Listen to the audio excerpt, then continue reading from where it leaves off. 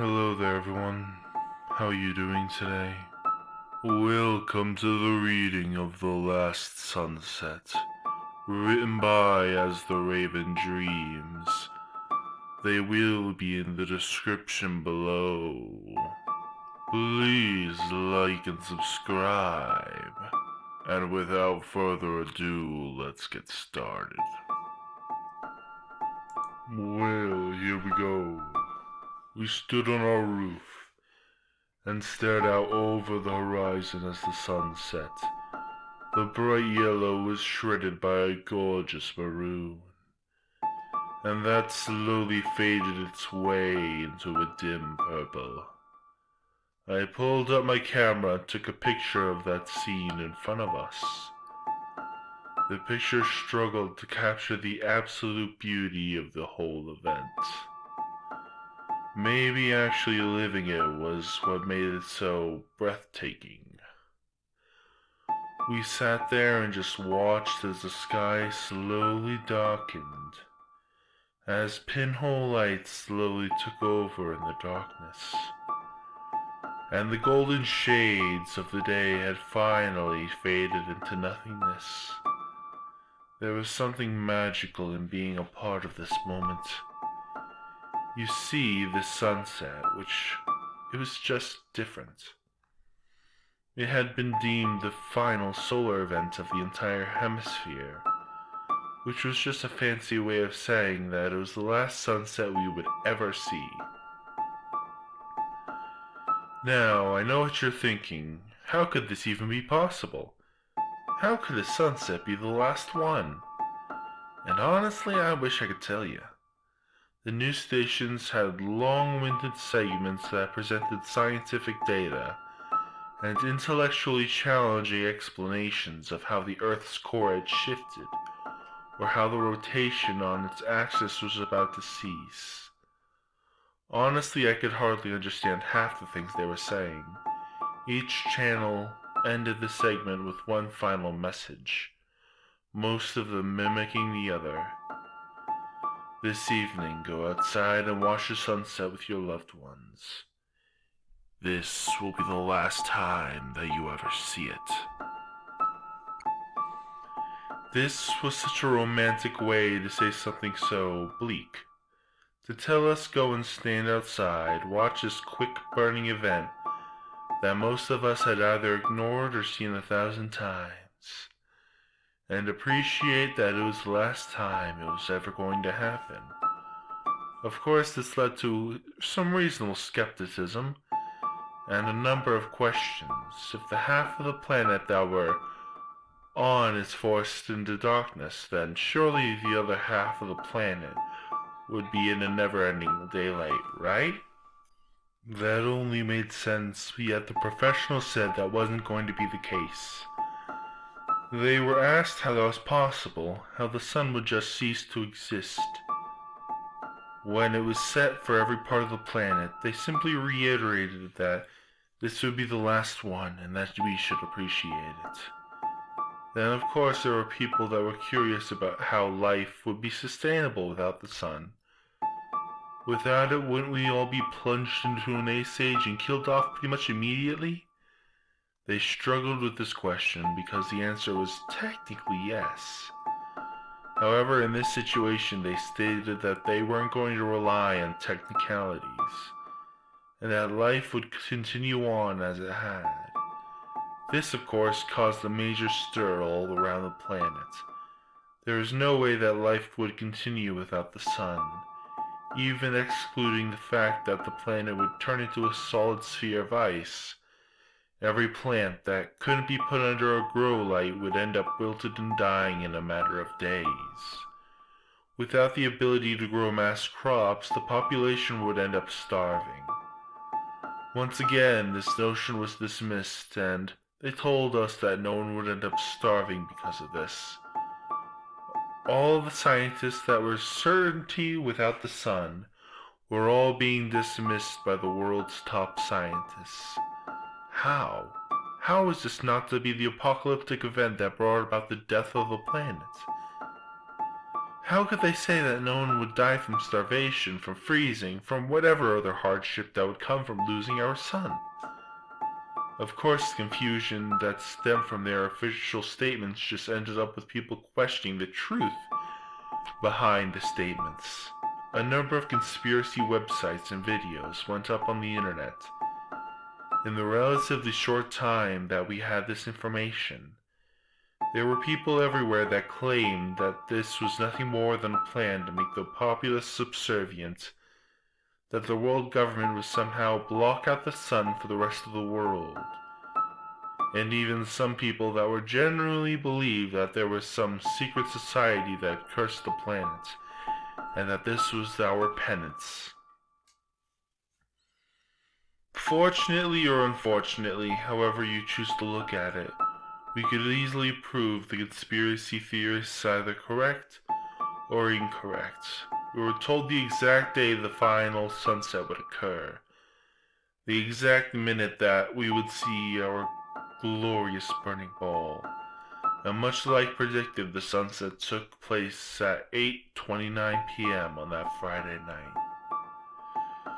We saw a blanket that we had placed on the flat section of our roof and watched the stars glow after the sun had finally finished setting.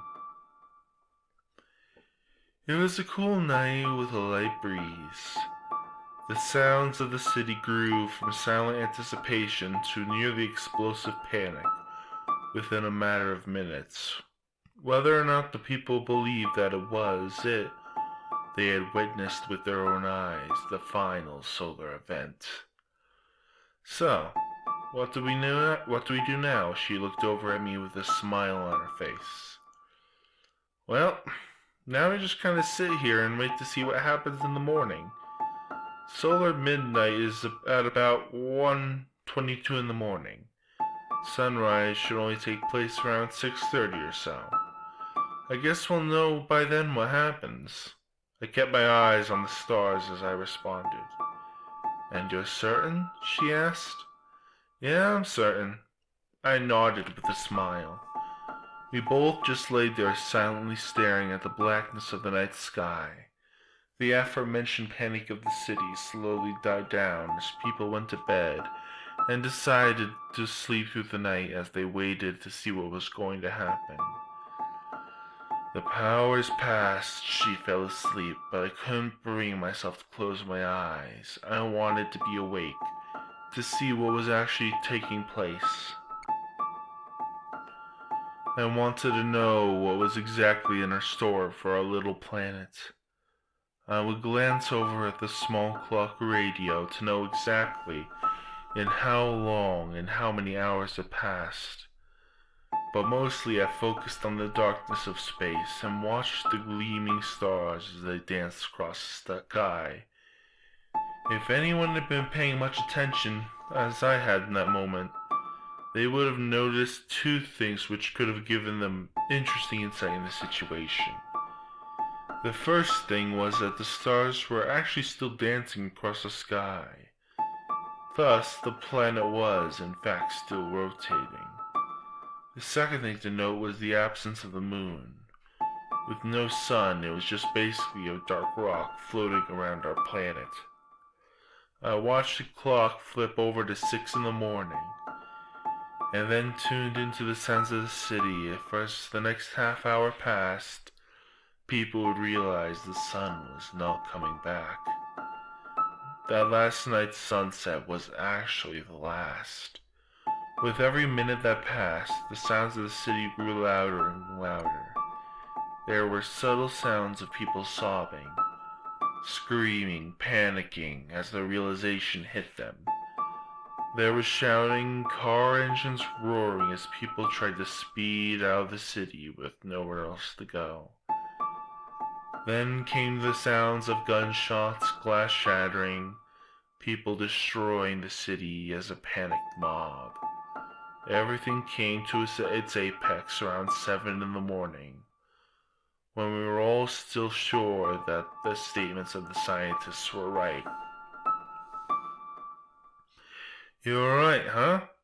she said between a yawn and a stretch. "Yeah, I guess so," I sighed. I really didn't want to be. I know. She stared back up at the sky.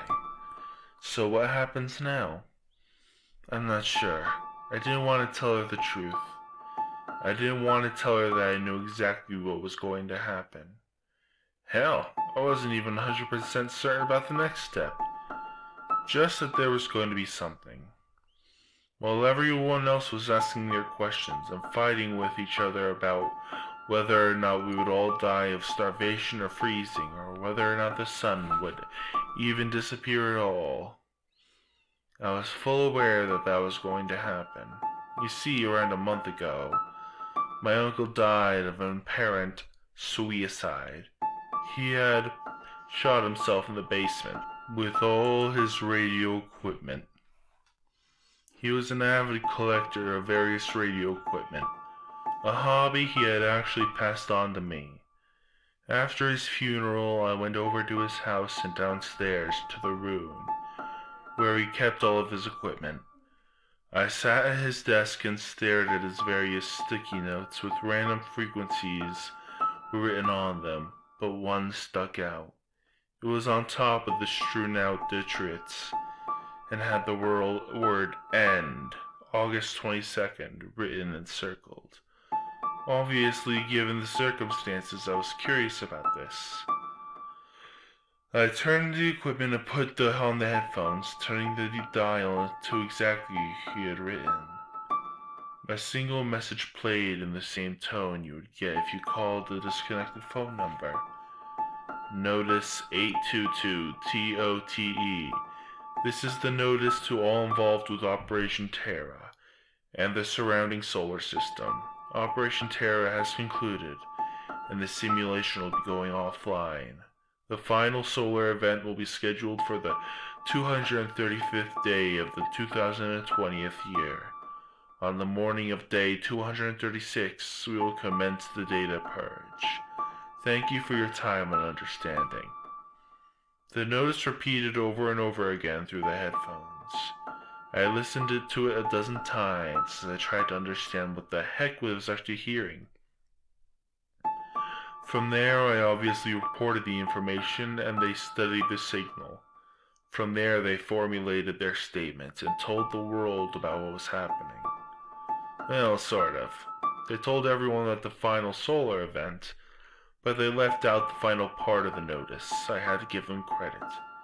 They didn't lie. No one was going to freeze to death. No one was likely to starve. But no one knew that we were all going to be removed from existence. I was the only person in the general population that was aware of what was to come next. The data purge. At first I was curious about what it was going to actually be, or what it would feel like, but the realization that if the data was just about to be purged, I would cease to exist. I assumed that it would just be an instantaneous death and we would all stop being. As we stared up to the sky and the clocks ticked over to 8 a.m., something strange started to happen. The stars started to disappear one by one. Then the clouds, and finally the shades of blue in the sky. Within moments it was pure black. Then that blackness began to feel like it was getting closer to us. I reached down and grabbed her hand as I watched our reality compress into itself. I could faintly hear screaming, the hellish sounds of agony throughout the city, as the wind roared upward from the ground and towards the darkness that slowly descended. I kept my eyes open as I watched it engulf the taller buildings as they became nothing. The closer it came, the stronger the suction into the darkness became.